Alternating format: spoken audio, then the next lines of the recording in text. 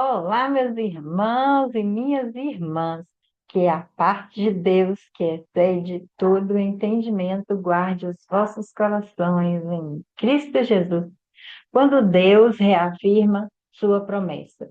O que fazer quando a promessa de Deus parece distante da realidade que você está vivendo?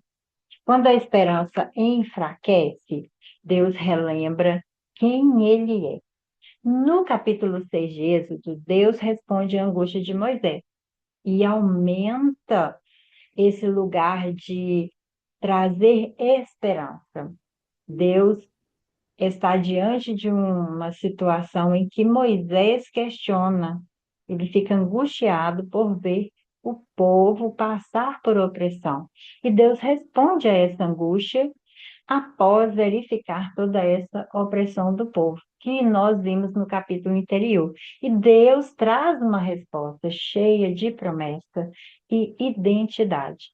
Nesse contexto, Deus fala diretamente com Moisés e reafirma sua aliança com os descendentes de Abraão, Isaque e Jacó. Ele declara que viu o sofrimento do povo no Egito e que chegou a tempo de agir. Talvez você também esteja nesse questionamento. Senhor, o que é que está acontecendo comigo?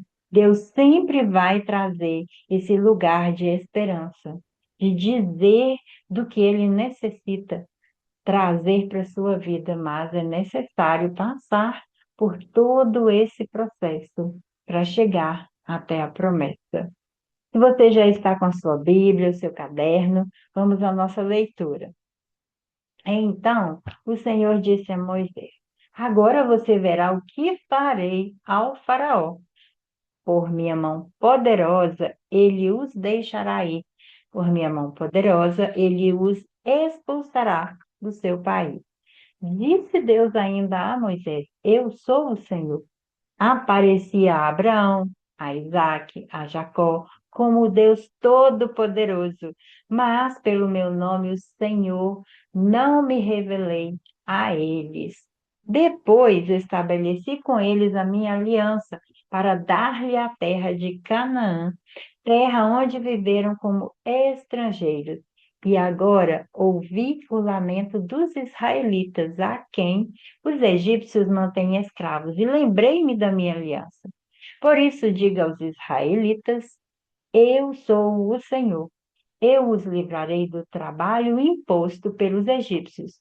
Eu os libertarei da escravidão e os resgatarei com braço forte e com poderosos atos de juízo. Eu os farei meu povo e serei o Deus de vocês. Então vocês saberão que eu sou o Senhor, o seu Deus, que os livra do trabalho imposto pelos egípcios.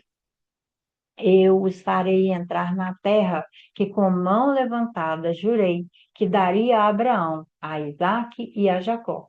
Eu a darei a vocês com propriedade. Eu sou o Senhor. Moisés declarou isso aos israelitas, mas eles não lhe deram ouvidos, por causa da angústia e da cruel escravidão que sofriam. Então o Senhor ordenou a Moisés: Vá dizer ao Faraó, o rei do Egito, que deixe os israelitas saírem do país. Moisés, porém, disse na presença do Senhor: Se os israelitas não me dão ouvido, como me ouvirá o Faraó? Ainda mais que não tenho facilidade para falar.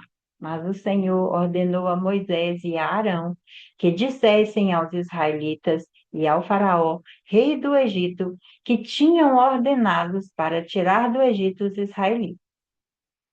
Estes foram os chefes das famílias israelitas. Os filhos de Ruben, o filho mais velho de Israel, foram Enoque, Palu, Hezron e Carmi. Esses foram os do clã de Ruben. Os filhos de Simeão foram Gemuel, Jamim, Oade, Jaquim, Zoar e Saul, filho de uma cananeia. Esses foram os clãs de Simeão. Estes são os nomes dos filhos de Levi por ordem de nascimento. Gerson, Coate e Merari. Levi viveu 137 anos. Os filhos de Gerson, conforme seus clãs, foram Libni e Simei. Os filhos de Coate foram Anrão, Izar, Hebron e Uziel. Coate viveu 133 anos. Os filhos de Merari foram Mali e Musi. Esses foram os clãs de Levi por ordem de nascimento. Anrão tomou por mulher sua tia Joquebede, que lhe deu à luz a Arão e Moisés. Arão viveu 137 anos. Os filhos de Zar foram Corá, Nefeg e Zicre. Os filhos de Uziel foram Misael, Elzafã e Citri. Arão tomou por mulher a Eliseba, filha de Aminadab, irmã de Naasson, e ela lhe deu à luz Nadab, Abiú, Eleazar e Itamar. Os filhos de Corá foram Assir, Eucana e Abiasabe. Esses foram os clãs dos coraitas. Eleazar, filho de Arão, tomou por mulher uma das filhas de Futiel, e ela deu à luz Pineia. Esses foram os chefes das famílias dos levitas, conforme seus clãs. Foi a este Arão e a este Moisés que o Senhor disse: tirem os israelitas do Egito, organizados segundo as suas divisões. Foram ele, Moisés e Arão, que falaram ao faraó, rei do Egito, a fim de tirarem os israelitas do Egito. Ora, quando o Senhor falou com Moisés no Egito, disse-lhe: Eu sou o Senhor. Diga ao faraó, rei do Egito, tudo o que eu disser a você. Moisés, porém, perguntou ao Senhor: Como o faraó me dará ouvidos se não tenho facilidade de falar?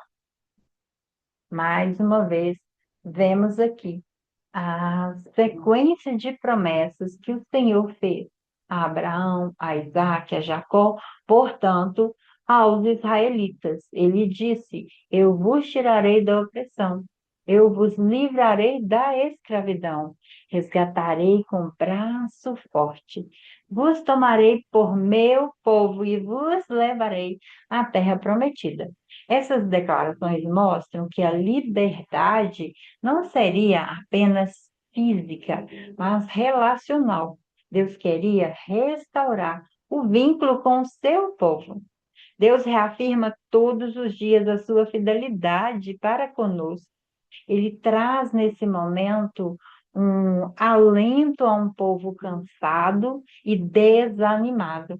Quando Moisés leva a mensagem ao povo, a reação do povo não é de entusiasmo. O texto diz que eles não conseguiram ouvir por causa da angústia e da dura escravidão. O sofrimento era tão grande que bloqueava a esperança. E quantas vezes isso acontece em nossa vida também? Às vezes estamos passando por um movimento ruim, por um desafio, por algo na nossa vida, e isso nos leva, às vezes, à desesperança. Mas Deus sempre reafirma sua promessa. E nesse capítulo, muito é dito sobre esse momento de cansaço emocional e espiritual que nos impede de enxergar as promessas de Deus. E aqui nós podemos parar para analisar. Estamos sobrecarregados de responsabilidades, passando por períodos prolongados de sofrimento. A ansiedade, o desânimo têm tomado conta da nossa mente? Assim como o povo de Israel, não conseguimos ouvir boas notícias porque estamos esgotados, exauridos, cansados de tudo que está nos acontecendo? Mas olha, lembre-se, aqui nós temos algumas verdades. Deus continua sendo fiel, mesmo quando a nossa fé está enfraquecida. O sofrimento pode até limitar a nossa percepção, mas não limita o agir de Deus. As promessas de Deus não dependem do nosso humor, mas da nossa força. Às vezes nós pensamos, preciso estar bem, preciso estar alegre, preciso estar forte. Às vezes não é nesse lugar que Deus vai agir. Não é se eu estou bem ou se eu deixei de estar bem, se eu sou forte ou fraco. Não é nesse lugar. Em tempos difíceis, precisamos reaprender a lembrar quem Deus é. Às vezes nós ficamos pensando que somos fortes, precisamos ficar fortes. E a Bíblia fala que é na fraqueza que o Senhor nos aperfeiçoa. Um detalhe muito importante também no capítulo é essa genealogia apresentada mostrando a linhagem de Moisés e de Arão. Isso reforça que Deus trabalha na nossa história, nas nossas famílias, nas gerações. E ele fala no texto de tudo que ele tinha dito para Abraão, para Isaac, para Jacó, e que chegava até a linhagem israelita que estava ali sofrendo. Será que o peso das circunstâncias tem impedido você de ouvir as promessas de Deus? Pare por um pouquinho e pense como eu tenho lidado com tudo que tem me chegado. Eu estou com esperança? Eu estou vivendo a esperança ou não? Quando a realidade parece pesada demais, lembrar quem Deus é pode renovar a nossa esperança e nos levar a lugares melhores. Que todos nós estejamos esperançosos de tudo que o Senhor é e tem sido em nossa vida. Que Ele te abençoe em todos os momentos, te proporcionando não confiar só naquilo que você sente ou só na sua força, mas entender que, independente disso, o Senhor opera em nós. Ele traz a esperança para a nossa vida. Que Ele te abençoe em todos os momentos, na sua vida espiritual, relacional, emocional, no seu trabalho, em todas as áreas da sua vida. Que Ele esteja te auxiliando e te trazendo esperança. Até nossa próximamente leitura da Palavra de Deus.